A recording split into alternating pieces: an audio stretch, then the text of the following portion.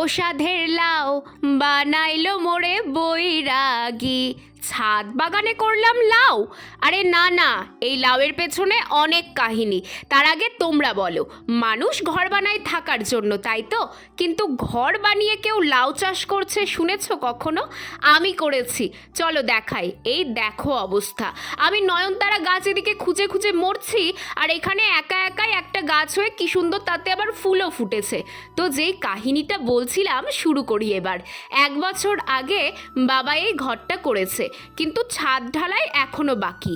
আর আমি এমন একটা প্রাণী যে কোনো জায়গা ফাঁকা দেখলেই তো আমার মাথার পোকাগুলো নড়ে ওঠে। তো ঘরের ভেতরের জায়গাটা যেহেতু ফাঁকা, তাই এইবার শীতে এখানে একটু গোবর সার দিয়ে 2টো লাউয়ের বীজ বসিয়েছিলাম। মজার বিষয়, শীতে শুধু গাছটাই বেরিয়েছিল, একটাও লাউ হয়নি। এবার বর্ষা পড়তেই এই এতদিন পর প্রথম লাউ ধরেছে।